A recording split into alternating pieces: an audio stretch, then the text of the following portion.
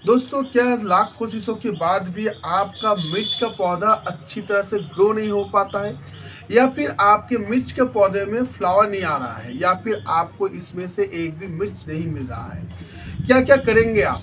क्या सलूशन है उन सब का? वो सब बताऊंगा आज के इस वीडियो में। तो चलिए दोस्तों, ज़्यादा देर ना करते हुए वीडियो को शुरू करते हैं। लेकिन उससे पहले अगर आप में से कोई भी मेरे चैनल पर नए हैं तो जल्दी से जाइए, सब्सक्राइब कर लीजिए और पास मेरा बेल आइकॉन को दबाकर ऑल पर क्लिक कर दीजिए, ताकि मेरे दिए हुए हर एक वीडियो का नोटिफिकेशन आप तक पहुंचे सबसे पहले। और अगर आज की इस वीडियो से आपको कुछ भी जानने या सीखने को मिला तो एक लाइक करके जरूर जाइएगा दोस्तों। तो चलिए दोस्तों, वीडियो को शुरू करते हैं। दोस्तों, हम लोग जब भी मिर्च का पौधा तैयार करते हैं तो सबसे पहला जो प्रॉब्लम हमको फेस करना पड़ता है वो है इसका सही ढंग से ग्रो नहीं हो पाना। दोस्तों, सही ढंग से ग्रो नहीं होने की वजह तीन होता है। सबसे पहला वजह होता है इसका पॉट। आप सही आकार का पॉट इसको दे नहीं रहे हैं, इसीलिए इसका ग्रोथ सही से नहीं हो पा रहा है। दूसरा होता है दोस्तों इसकी मिट्टी। सही मिट्टी नहीं होने पर भी आपका ये पौधा अच्छी तरह से ग्रो नहीं होता है। और तीसरा जो है वो है बहुत ज़्यादा मात्रा में धूप मिलना। यानी कि गर्मी के वक्त अगर आप इसको बहुत ज़्यादा मात्रा में अगर धूप देंगे तो टेम्परेचर हाई होने की वजह से भी ये अच्छी तरह से ग्रो नहीं हो पाता है। तो अब चलते हैं दोस्तों कि आप इन प्रॉब्लम से कैसे बचेंगे। सबसे पहले दोस्तों, सही आकार का पॉट चुनना।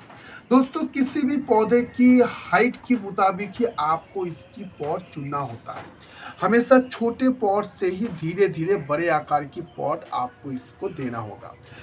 आप जिस पॉट में सबसे पहले इसको पॉटिंग कर रहे हैं, यानी कि 3 से लेकर 4 इंच तक पॉट आप सबसे पहले इसके लिए इस्तेमाल कर सकते हैं। रूट बाउंस होने के बाद ही आप उसको उससे बड़े आकार की पॉट में दीजिएगा।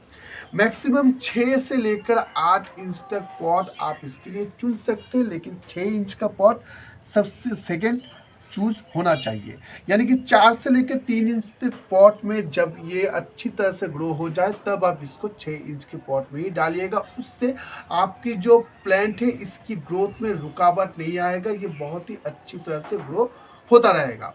बहुत बड़े आकार का पॉट अगर देंगे तो उसमें आपकी प्लांट को एडजस्ट होने में बहुत ज़्यादा टाइम लगता है, तो इसीलिए उस वक्त इसका ग्रोथ थोड़ा रुक जाता है और स्लो भी हो जाता है।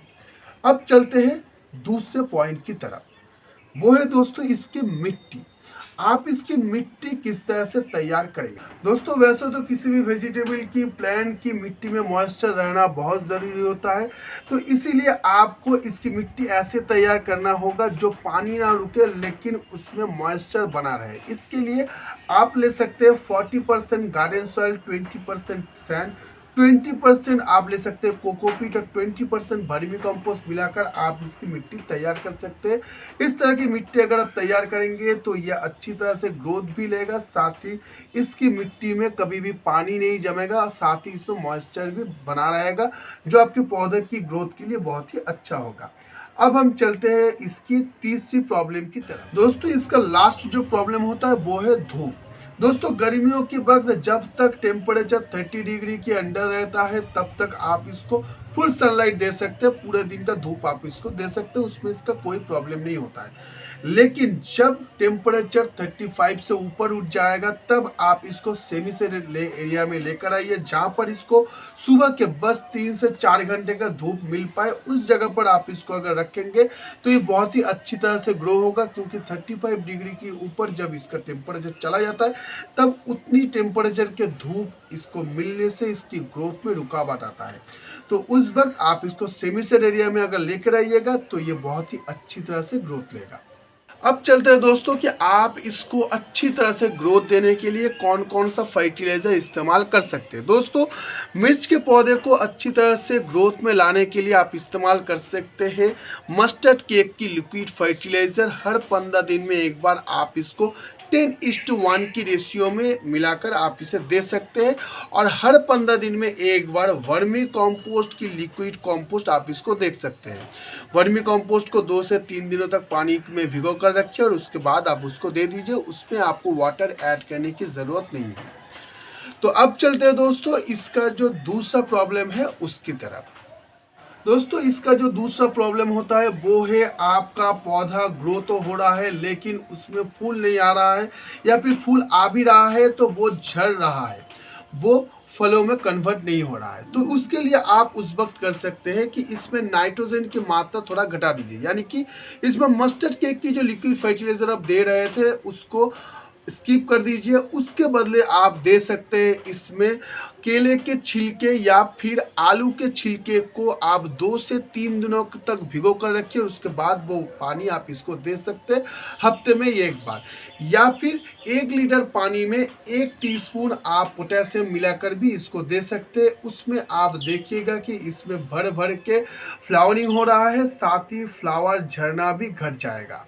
तो दोस्तों तीसरा जो प्रॉब्लम है वो मिर्च का पौधे का सबसे बड़ा प्रॉब्लम है।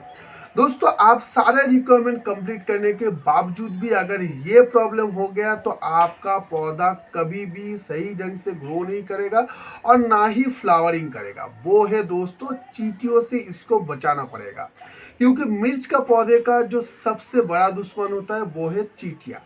चींटियाँ अगर एक बार आपके पौधे को पकड़ लेगा तो आपके पौधे में सही ढंग से ग्रोथ आपको दिखाई नहीं देगा, फ्लावरिंग नहीं होगा, फ्लावरिंग होगा तो फूल झड़ जाएगा, ये सारे प्रॉब्लम होता है, साथ में पत्तियाँ सिकुड़ जाता है।